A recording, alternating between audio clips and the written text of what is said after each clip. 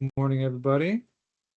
We'll give it just a minute to give people some time to get in, and then we'll get going.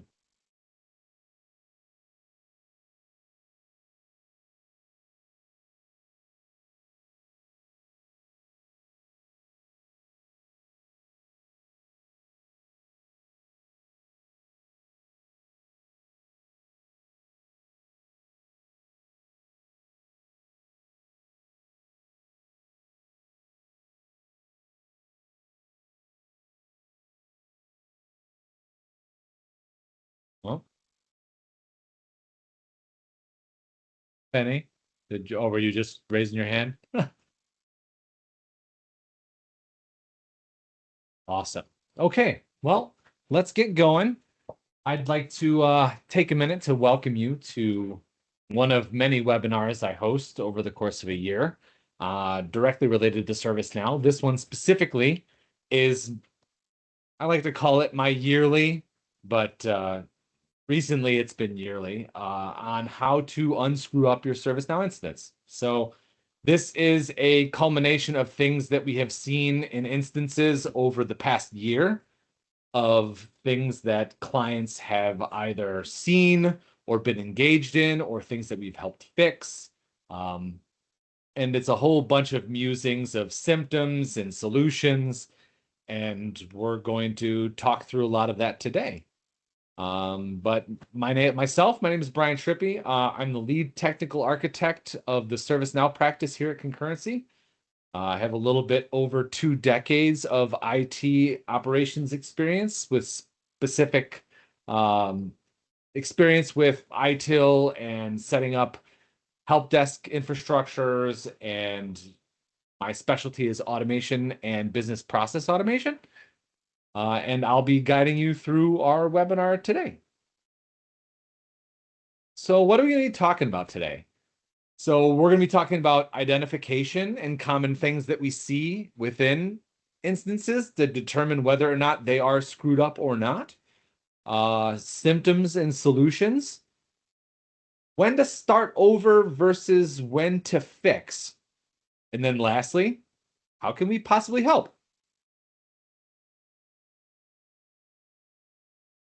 All right, so let's start with identification and specific commonalities to instances that we have seen clients deal with that are less than optimal.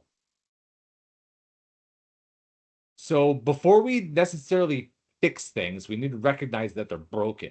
So if you check out the list here, this captures the top signals of an unhealthy ServiceNow instance. And every one of them means that your platform it's not delivering its promised potential, right? So if, let's say, you have inefficiencies in a workflow or process, if your incident to resolution workflow has maybe 10 steps and 6 approvals and a whole lot of complexity, there's a reason why your incident management tickets pile up, or your case workload piles up. If you're looking at your tickets and you're seeing your forms being overloaded with information or duplicated tasks, or finding steps that people are habitually bypassing, you may have an issue. You have low user adoption. So when agents and end users go back to email, or in some instances, I've seen them even go back to spreadsheets, it'll tell you that, maybe your UI or your process isn't as intuitive as you thought. User training can help, but if they're intentionally avoiding leveraging something like Employee Center or the experiences that you've given them from a front-end perspective, there might be a deeper UI or process problem. Data quality is another thing that we've seen over the past year. If your CMDB is being populated by multiple different areas, it's not being audited. You have duplicate CIs, stale records, bad data. You have issues with reporting or automations. When we're looking at CMDBs, I like to do kind of like a sanity check when I'm looking at a CI, and do that with my clients too. Like if I'm looking at a CI and I ask them, I'm like, how much of this data do you trust? And they can't answer me with specificity in 30 seconds, then we know that maybe their CI has a little bit more of a, or CMDB/CI has a little bit more of an issue than, say, a clean CMDB. We've seen a lot of customization overload. You have a lot of different teams that are involved in ServiceNow architecture and build-outs, and every team could be building their own different scripts and forms and flows. And if it's not being routed through either a centralized development group or being handled through a governance or oversight committee, then you have things like shadow DevOps that pop up. And next thing you know, you have issues with upgrades and things that were operating efficiently no longer do. What about technical and things in the maintenance world that are red flags? Things like performance problems, when you're launching a form or when you're launching a flow, things are slow. You have things in your API queues that are taking long to go. Delays in queue times. All of these things add up to lost efficiency inside of your environment. How about unresolved bugs and issues? Things that have been sitting out there in your backlog or your story that are high priority defects that haven't necessarily been fixed because you've been too busy firefighting other things. If your backlog in your instance looks kind of like a black hole and you have things that have been out there for a long time, your processes may need a reset. Documentation is another huge thing that we've seen in clients over the past year. Some things have no documentation. There are other things that have a lot of documentation, but that documentation's outdated. Auditing that documentation. Or if you have a developer that comes in and develops something for you and leaves and there's no documentation, how does the next person support it? What about high maintenance costs? When you have things like firefighting going on in your infrastructure, you're patching scripts, you're fixing broken flows, you're resolving user complaints, that's all IT infrastructure budget that you could be leveraging to do new features, new processes, new things, if your infrastructure was operating efficiently. So I want you to do a thought exercise with me as you're on the call. And out of all of the things that I've talked about, which of the things resonate most with you today? And anybody can do this, but if you just want to raise your hand quick, if you've battled any of these in the last month, just pop your hand up and let everybody know that you've seen something like this.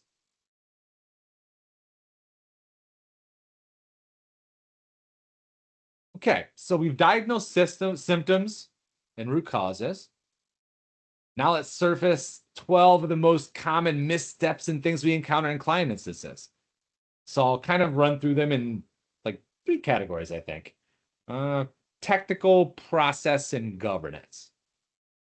So let's talk about the engine under the hood, right? Configurations.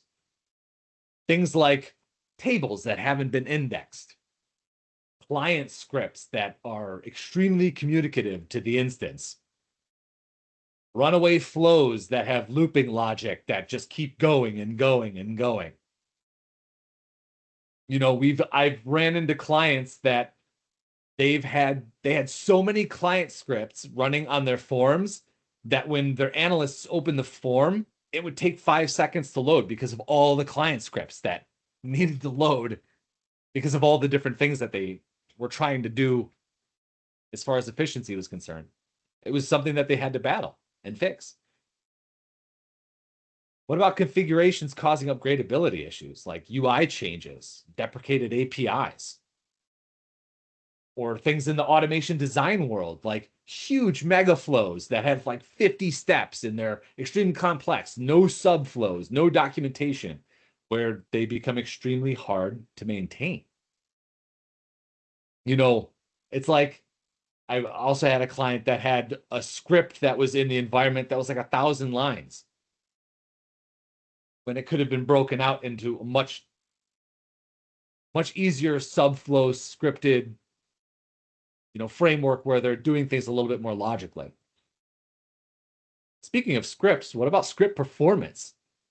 What if you're doing extremely heavy glide aggregate calls You're not doing things like set limits on your queries. Every slow script in your instance adds seconds to every user interaction, and those seconds pile up over the course of a day. Another thing we've seen lately is lack of testing frameworks. During change management, you might have the capability to do testing, but creating something repeatable that can be run on things like upgrades, having those in place allow you to have those upgrades go more seamlessly. Let's talk about process adoption and pitfalls. What about things that are different in the environment? What about your cloning process? Production being different from development and test. Unexpected behaviors kind of slip through when you're developing in those environments and they're not the same as production. What about process complexity? Workflows that have so many different approvals and branching logic that it becomes convoluted and the process takes forever. So your users end up suffering as a result. What about not leveraging the licensing that you're paying for? Another big thing that we've seen this past year is people that have bought licensing they're currently not using, or they don't know that they have it. Licensing audits yearly can help mitigate some of those. How about governance pitfalls? What about the limited use of CSDM? Not leveraging your CIs and tying that to specific things in your infrastructure as far as services, business services, technical services, and being able to understand those at a high level so you can explain those services to the business. All of these add up to a few different things, right? Technical debt, budget overruns, and team frustration. Okay. So how can we mitigate some of these? So these next set of slides are going to walk through some symptoms that we commonly see with specific aspects of things that may be going on in your environment, and the symptoms and the solutions that are out there that may be able to help mitigate some of these things. And some of it you can implement in your environment. Others, you may need to go through some process work and to figure out. But let's take a look at them. So let's talk about performance. So this slide captures one of the biggest cries for help we see in ServiceNow. General slowness and unpredictable slowness. Like you thought it was slow, but it's not necessarily slow in the times that you necessarily see it slow. Whether it's an analyst waiting on a form or an integration timing out, all these point back to like suboptimal instance setups. So let's talk about slow loading times. Pages taking 5 to 10 seconds to render. That frustrates end users, or it drives shadow IT. High API usage. What if you built something that's doing hundreds of thousands of interaction calls a minute, and next thing you know, you've got a ServiceNow bill for $100,000 for interactions that you didn't know you were using? What about large data sets? Client scripts that aren't using set limit criteria that are choking your memory?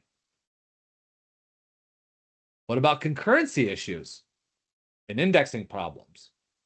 When two scripts hit the same record without indexing, you're going to get deadlocks, roadblocks, and timeouts. What about execution times? Business rules and client scripts that are so interactive that they take an extra 500 milliseconds here or 800 milliseconds there. Every second on a form load adds up. And it isn't just scripts. It could be flows, events, client scripts. Every additional thing that adds latency or less efficiency can add up. So what can we do? So now that you've kind of seen some of the headaches, how do we address them? So what I like to do is with all of our clients, I like to set up some things that they can do daily, weekly, and monthly. For daily, I like to do system diagnostics. So check memory, CPU, JVM health each morning so you can catch runaway scripts before they snowball and then tackle them. API usage. Look at your 10 most commonly used API. If a background script jumped from 1,000 to 10,000 calls overnight, you might have a problem. Looking at the transaction logs. Any transaction over 2 seconds should appear in here. Investigate anything that's extremely high immediately. It may be something system related. It may not be. Weekly reviews, looking at scheduled jobs. Review those jobs. Are you running too many at once? Stagger them to avoid peak hour collisions. And take a look at the top 20 transactions. Using the performance dashboard to list your slowest transactions and tackle the biggest offenders first. On monthly reviews, monitor your table growth. Tables are growing by 10% a month. That's a huge red flag. Archive or purge stale records based on your how long you are able to hold those records in your environment. If it's 5 years, 7 years, get rid of all the outliers on a frequently basis. Again, look at your performance dashboard. Look at the slow scripts, slow transactions. Leverage the built-in indexing suggestions feature. And then again, use those index suggestions each month. Add the 3 to 5 indexes, typically on a table that yields 20 to 50% speed gains on data retrieval. And if your user tables exploded, look at, your testing or orphaned accounts.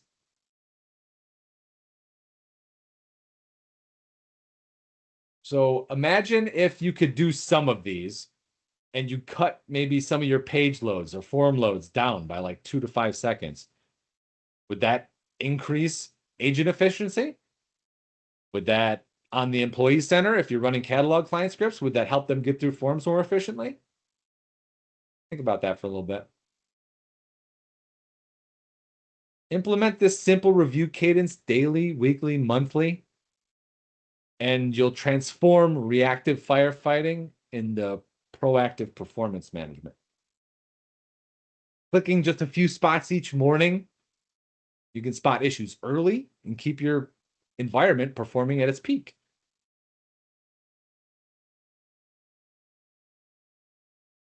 Okay, another thing that we've seen, upgradability issues. So upgrades, for some people, they're the bane of, an analyst's or an administrator's existence, right? Every patch cycle without preparation is like diffusing a bomb, right? One wrong script, one API call that gets deprecated and you don't know about it and something goes kaput and it's maybe something super critical. That's important. On the left, you'll see some of the most common integration or upgrade headaches. We'll take a look and see how we can assist with those. Now, nothing kills momentum like a failed upgrade like halfway through. Locked records, skipped messages, you got to go through all your skip logs. You could have incompatibility errors. Oh, whoops. Where did I go? There we go. Sorry, everybody. Back here. Okay. So when we're talking about incompatibility errors, let's think if we have specific APIs that maybe we're leveraging last year that we're not leveraging this year. And maybe a module gets upgraded and those APIs are no longer in use, but yet you're leveraging them and you didn't know about it beforehand. Well, now if you push all that information up to production, you have to go back and rehash all of those APIs that you were leveraging and refactor them. What if you're leveraging a custom script or a business rule that worked fine in Xanadu, but now you're going to go up to Yokohama and it no longer works properly because you didn't test enough? What about an integration failure? Or rest and soak calls that once passed and we're working, now time out, or have 404s, or something on the platform changes. UI and form issues. What happens if a field vanishes? Client scripts don't fire properly, or widgets break. Suddenly your forms are unusable. So how do we bulletproof our next upgrade? So let's flip to the right side and let's talk about what steps we can take to kind of proactively manage that. So one is the upgrade and the preview inspector, right? So if we're looking at upgrades, making sure we're previewing the upgrade, understanding what differences are going to be coming as a result of that upgrade, and try to spot any issues or conflicts. Making sure we understand if there's any deprecated APIs that are coming out of the development group for a particular module. Checking release notes, making sure we're understanding what net new features are coming in. If there's anything from a development perspective that is being deprecated, and if it is, refactoring our scripts to understand that, if we have a deprecated API, we need to proactively manage that. Adding in defensive checks into our programming. As far as our integrations are concerned, starting to leverage ATF or Postman to do checks against our internal endpoints, from a REST perspective or SOAP perspective, understanding that whether or not it's built and responding properly to our sub-production upgrades. Auditing our performance again, making sure that as a result of an upgrade, something didn't get introduced that is going to hinder performance for any of our forms or things like that. Manage ATF frameworks, right? So it runs and checks your key proactive business steps. So that way you're managing actively the things that are super important in your instance through ATF, so you can tell in an upgrade in an instant whether or not those core key things are behaving properly. Leverage code governance or CI/CD.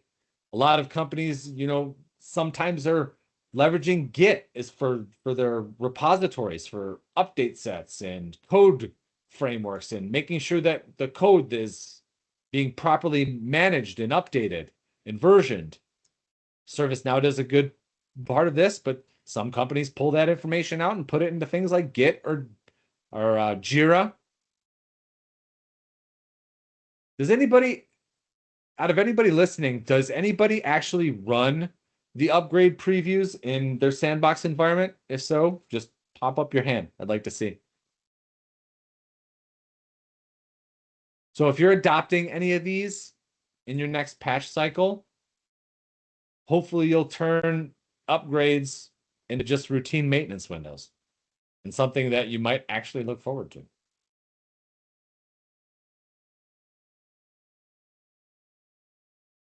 All right, so let's talk about scripts. So scripts are kind of like the muscle of your instance. On the left are 5 of the most common scripting patterns that we've seen that are causing issues in a lot of environments. And I kind of want to walk through them. So a lot of people aren't putting defensive programming inside of their scripting. So they're either leveraging devs that aren't necessarily familiar with ServiceNow and not necessarily codifying defensively, using and trying to avoid loops and recursion, either through try catch loops or trying to understand and log out if looping is happening.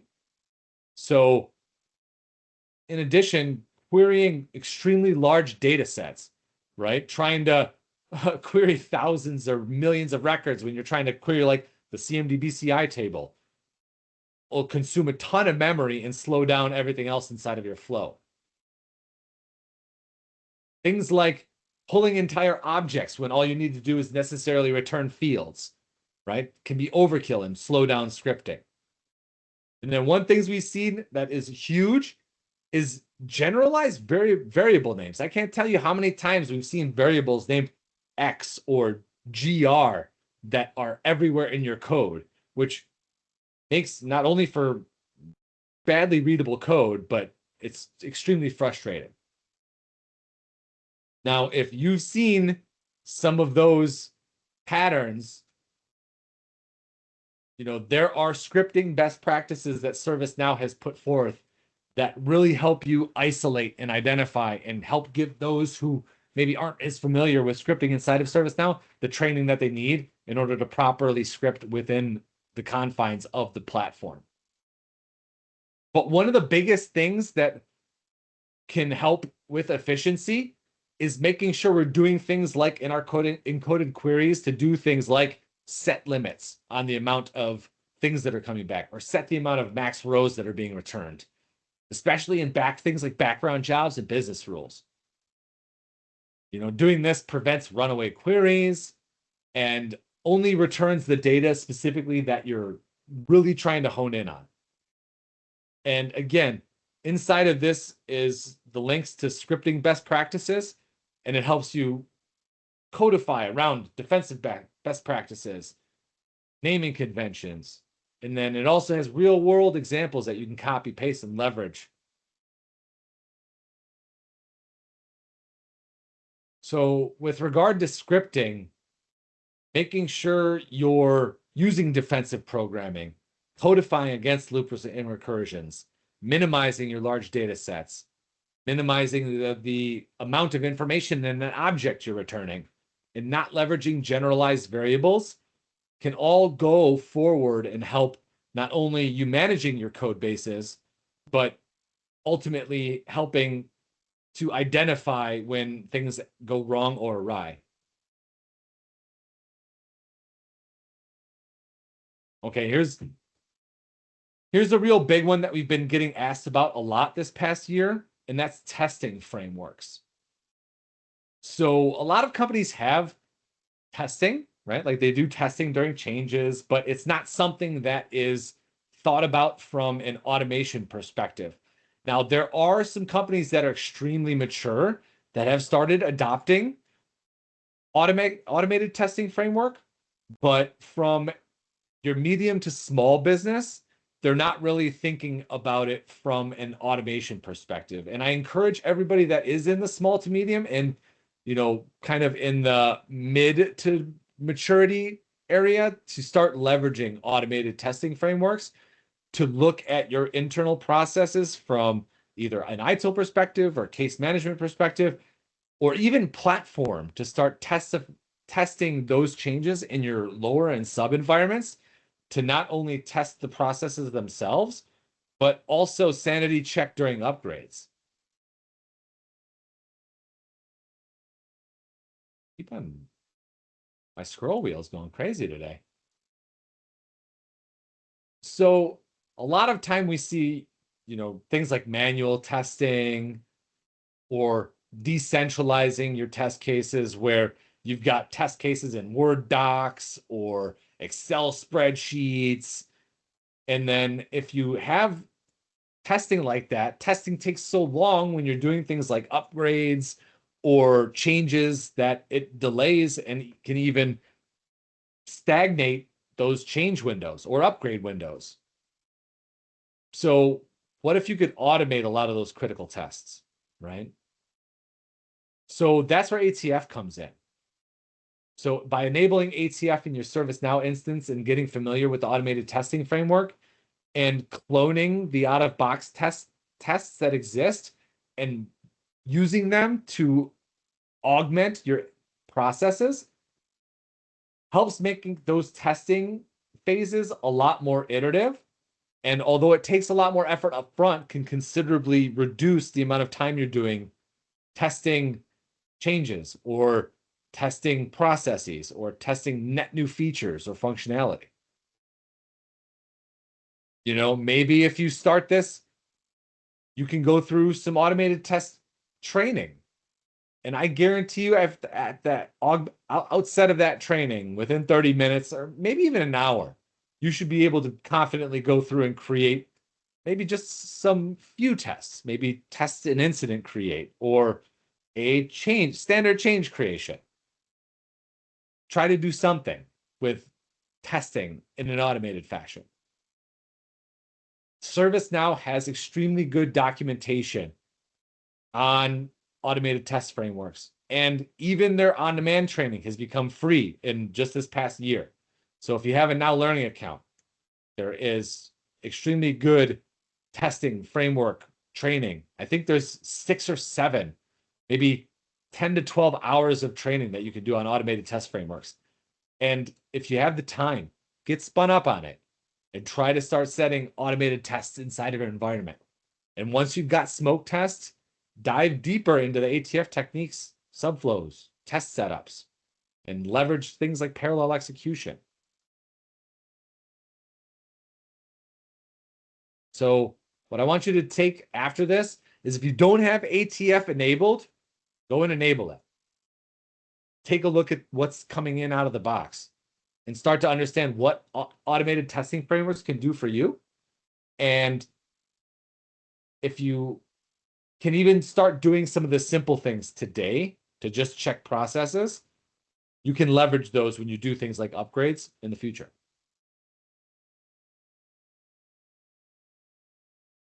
Okay. So one of the next things that we kind of see is complexity in process design and overly complex processes. So when a process branches into like 10 different branches, multiple loops, a whole bunch of approval processes, multiple systems, you lose speed, you lose control, and you lose visibility into understanding which area can support which area of the process and who ultimately can manage the core of those processes. So on the left are symptoms, right? Again, are solutions. So take a look at your processes and check and see how many steps they have. Do they have 15 to 20 different steps, require 5 to 10 different clicks, and have to go through multiple different pages? If they have multiple decision points, if every form has yes, no, and maybe checks at every single point, have you seen bottlenecks in those forms? Are there a lot of handoffs? Context switching? Do they have to go to different areas, different systems? It invites miscommunication, it invites drop tasks. Are there dependencies cross department? If your workflow touches 5 teams and 3 separate tools, coordinating all that becomes almost like a full-time job. So how do you kind of go from tangled spaghetti of process to streamlined flow? I hate to say it, but one of the huge things is process documentation. A lot of companies do this extremely well. Some companies don't do this well at all. They don't capture the as-is process in extreme detail and treat it like a run book. You know, list each step, the owner, the input, the output. Starting out even with a 1-page Word document can help at least give you clarity into that process. Look at process mapping. Do mind maps, process, use Lucid Chart, PowerPoint, SmartArt. Look at decision forks and handoffs. If you can take a look at it at a macro perspective, you can find redundancies, you can find process steps that can be maybe taken out. If you're looking at a process that's already exists, set up KPIs to audit that process. How long is the cycle time? How many handoffs are there? What does that process look like from a time perspective? Data will tell you where the slowest points in your process are. Look at that from an assessment perspective. Look at it as a simple scoring model. You know, you assign weights to the steps, look at your decisions and handoffs. Set a threshold. Anything that's above that may be a candidate for streamlining. And then look for look at automation opportunities is a possible solution. If you have really, really complex things, are they all manual? What can we automate? How can those automation opportunities be there? So for anybody who's here, do this thought exercise. Think about a process in your organization that has a lot of steps, or maybe a process that hasn't yet been documented.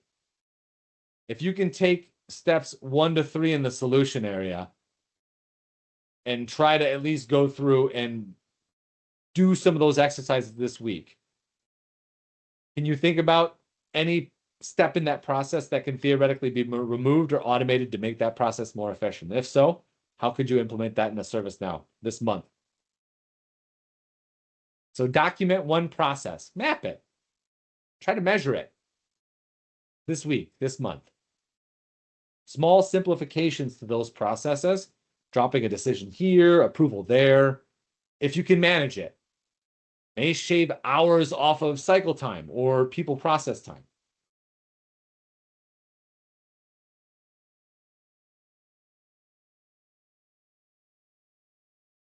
Okay.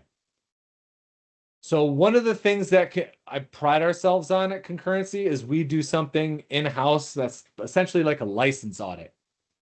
And we've done that for a lot of companies over the past year. And we have found that a lot of companies are either over licensed, where they're paying for too many licenses, or they have bought licensing they didn't even know that they had, or have investments in tool sets that they can leverage, but they don't know that they can leverage. So treat your licenses as investments. Like if they're sitting there, you're literally just burning cash. So what I want to talk through is how looking at your licensing can cause issues in your environment, and what we can do to look at our licensure and gain some insights. So let's say you paid for CSM, HRSD, Virtual Agent, ITOM, but you're not using all of them. Maybe you're just using CSM or ITSM. All of that spend delivers you absolutely zero as far as ROI is concerned. You know, even when you're partially adopted in some areas, but you're not fully adopted into others, all of that usage and non-usage is in effect wasted. Let's talk about inefficient operations. You know, if teams are not leveraging your tool, you're wasting money because the licensed capabilities you're paying for aren't in play at the moment. Maybe you're missing opportunities to integrate with your external users, like things like Virtual Agent or guided tours that can help educate your end user base aren't being leveraged because you don't know that you have them. Maybe because you're not leveraging specific automation that you have licensed to you or available to you, you're missing automation opportunities. And maybe you're trying to hire or get more people because you're so inundated, or you're paying consultants to do, you know, staff augmentation to fill in the gaps where you could spend that money trying to do automation. So how do we flip the script and get full value from the licensing that we own? So take a look at your departments. Map out 2 to 3 processes that you're licensed for in that department, and see if you can automate or streamline them. Take a look at your license, your subscription overview. Understand what you're licensed for. Look at your entitlements inside of each subscription. Audit that quarterly to understand, what are we using? What are we not using? Why aren't we using it? Talk to the departments that have specific entitlements in those areas. Understand what you're licensed for. For everybody here, when was the last time that you looked at your subscription overview? When was the last time it was audited? Does anybody here know how many licenses for any one module that you were licensed for sat idle last quarter? If you don't, go take a look at subscription overview. Find out what you're licensed for, what you're not licensed for. Run a license utilization report this week. Try to find out what, if inside of your module you're entitled for. What features of that module can you go talk to a process owner or module owner or functional area about to make sure that you're going to look into adopting some of those features in the near term. Or if you really want, come and talk to us and have us do a license overview with you. That way we can help you explore how to make some of those feature sets a reality. All right, let's talk about meeting customers where they are. And I'm going to speed up a little bit in the interest of time. But a lot of things that we've seen is where you are forcing or have stagnation in the fact that you have people leveraging email or phone. They're not using the employee portal. There's low user adoption. They don't want to change. They're saying that the front end is a poor user experience. Maybe you're not tracking employee usage on the portal and where they are using it, where they're not using it. Or you're not auditing where customers are frustrated. You have missed feedback opportunities from either not doing surveys or customer survey or CSAT engagements. Maybe you have the opportunity to integrate with your customers from a chat or Teams perspective. Integrating there, meeting the customer where they spend most of their time. If they're spending most of their time in chat-based interactions, try to figure out how you can meet them in Teams. Put the employee center in Teams or Slack. Leverage virtual agent or agent chat if you have it. Make sure your employee center from a UX UI perspective is functioning how users interact with it. I can't tell you how many times I've gone to a customer and they've developed an employee center for how IT people would use it. They've never done focus or functional group testing with end users, departmental end users, highly vocal end users, to make sure that the way that they would expect to use the employee center was set up for them, not for how IT would want it set up. Doing those things and meeting your customers where they are, being able to adopt features and functionalities that customers are looking for can help drive adoption, help drive efficiency, being able to give them information at the drop of a hat versus having to have them hunt and peck for it. All of those things can help drive efficiency and drive adoption. So does anybody know if they're actually licensed for Virtual Agent or Teams or Slack today? If you are, have you deployed it? If not, why? See if in your development environment, if you are licensed for it, get it spun up. See what it does. Play around with it. See if it meets a need internally in your organization.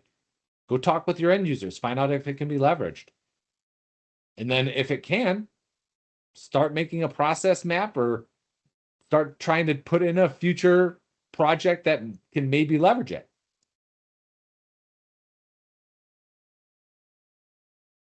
Another thing we've seen is limited or inaccurate use of CSDM or CMDB. A lot of times we go into companies that have stagnated data, limited visibility into that data. Maybe they're only doing CIs. Maybe they're not tying those CIs to things like business services, application services, technical services. And not having insight into those may offer your analysts less of an opportunity to understand the business because all they're doing is firefighting from a CI perspective and not from a service perspective to understand maybe the criticality. There may be reduced automation opportunities because they don't necessarily understand how services can be managed upstream and how they all interact. And maybe there's opportunity to understand how those CIs work in concert to maybe uplift a particular service, or maybe we can automate an aspect of that service to drive efficiency and reduce downtime. It drives inefficiencies in ITSM because if you have the wrong CMDB objects or they're not accurate, your ITSM folks may go to the wrong computer, or maybe the computer's to the wrong end user and they don't understand. Or there's difficulty in compliance management. Maybe there's a compliance or regulatory requirement to have your CSDM And you need that audit capability and be able to understand, like, hey, this is this service. How do we audit that service? Oh, you can go here. Here's all of our CIs for that service. How nice would that be to give to an auditor versus having to go and hunt and peck in 5 different systems to understand which CIs represent a particular business service in your org. One of the things that we've seen is a lot of ad hoc imports from Excel spreadsheets and things that are more manual in nature, where if you have the opportunity from a solution perspective, what we try to do is start integrating into third-party tools like SECM, Jamf, understanding the deployment, if you have it, of discovery internal to your org, if you have it, if you're licensed for it. Taking a look at service mapping to understand how service mapping can automatically tie back to things like your CSDM and business services and technical services. Take a look at developing a service architecture and taxonomy structure, at least at the base level, so that you start understanding what services does IT provide the business? What departmental business services do those departments provide the business? How do we map those back to objects in our organization? And how do those objects tie back to CIs that may be in our CMDB? And how can we accurately represent those to our analysts so they can then understand upstream and downstream effects of maybe a server or a stack going down?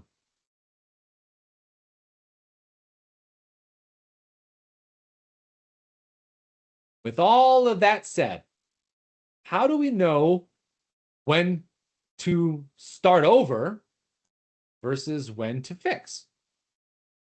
It's always a good question. So let's start with when to fix. Rather than tearing down your instance, there's kind of 5 key considerations that'll tell you to patch, not rebuild, right? One is minor issues, right? You're seeing a handful of isolated glitches, slow forms, broken script, minor UI things. You know, I would say net issue, fix it. Validate that you truly understand the problem. Try to understand what's really broken, and then determine whether or not you can fix it in short order, right? Another is limited budget. Maybe you don't have the budget to re-architect or rescope an app or redo something from a process perspective. You know, decide whether using an internal resource from a time perspective or bring in a consultancy for focused fixes. Spread your budget where it delivers the highest impact for the highest criticality things. Maybe it's a time constraint thing. Maybe you have a business deadline that can't slip, or a upgrade window that you have to get after. You know, align quick fixes with your release calendar and change approval processes so you don't burn or compromise any long-term roadmaps. So in those instances, try to fix it. Looking at your existing data, you've got a whole bunch of transactional data, manual workflows, and integrations you can't necessarily disrupt. So this is where maybe in-house versus outsourcing comes in. You know, if your team knows the ins and outs, you know, leverage that knowledge. Try to do surgical remediation at that point. Otherwise, maybe time to consider outside help to avoid side effects in whatever critical processes you're maintaining. Leverage your employee expertise. If your team has deep familiarity with the current instance and its quirks, custom scripts, things, key tables, make sure that you have tests there to verify any fixes that are in place. You know, doing a fast in-house fix is great, but if you can't validate it before it hits production, you may be introducing more issues than not. You know, when all these considerations line up, you know, a targeted fix develops or delivers the fastest ROI, the least amount of risk. Now, let's kind of flip the script and determine when you should consider a full rebuild of a process or module or architecture. So let's say a surgical fix isn't enough and your instance needs a completely fresh foundation. So here's kind of the red flags where a full rebuild or at least a re-architect pays off more than patching, right? So sometimes we see fundamental flaws with an implementation, right? So if your core data model, processes, integrations are built on either incorrect architecture or assumptions, or maybe your CSDM was architected completely incorrectly, or a workflow design or application was built that breaks all the time, you may need to look at a complete re-architect or complete do-over. What I would recommend is starting off with an assessment to validate the current state of any flaw before you actually rebuild. Let's say you have an unsatisfactory user experience. This is primarily around portal design and user experience. If users consistently are driven away from your employee center, it's maybe a sign that your UX UI may not be salvageable. Maybe it's time to re-architect the entire employee experience, the taxonomy, where they go, how things are tagged, how things are keyworded. It may need to be re-architected at that point. What about complexity and technical debt? What happens if you had a merger and acquisition? A whole bunch of people got swapped in and out. You have a whole bunch of spaghetti code, business rules, a lot of technical debt, no documentation on processes.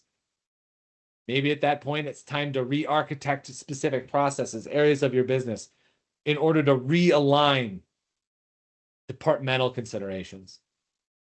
Maybe there's a shift in business requirements. Maybe it's a new alignment or a new path to digital transformation. Tie that rebuild plan to a long-term change management strategy that also ties in maybe the feasibility in starting over for a particular process or module type. So if any of these scenarios for rescoping isn't just about surgical fix, but you may see some patterns that may necessitate a re-architecture. Maybe it might be time to look at starting over in those particular situations. Okay, so how can we help? Again, we at Concurrency operate in about 8 different modules inside of ServiceNow, but we also offer a bunch of different things. So one could be a health and performance assessment. You know, we could take a look at your architecture, infrastructure, your instance logic. We can look at the health of those instances. If you have processes that you're thinking that are broken or employee experiences that are less than lackluster, we can help you look at those and help you understand what can be done in the short, medium, and long term. If you have licensing that you may be confused on or don't necessarily understand what you're entitled to versus features that you can leverage short, medium, and long term, we can help you with that. Looking at next steps, we can help you with. Doing roadmaps and direction, helping you with remediation plans. Looking at operational plans. Maybe you're looking to new features and you want to deploy some of those. How do we go about that? We can help you with that. Looking at fixing or implementing net new features, fixing an existing deployment, deploying new capabilities. Maybe you need to remediate a process back to something stable or optimize your operations. Maybe you're doing simplification or doing automations. We can help you with that. Maybe you're trying to develop a new capability. Maybe a net new build or create a net new application. Trying to create something that may align to enhanced value for your end users. we can help. We operate in the ITSM, CSM, ITOM, SecOps, HRSD arenas, along with CMDB and automation. If any of those areas resonate with you and you need assistance, come talk to us. Now, Amy put in the chat a survey. If you fill out that survey, two things can happen. One, this deck has links to all the information we talked about. If you're ready to get started on anything that we talked from a health perspective, evaluation perspective, fix or implement perspective, or developing a new capability, fill out that survey, get in touch. And if you're ready to get started, we're ready to talk to you. I thank you for joining us. Have a good rest of your day. And thank you.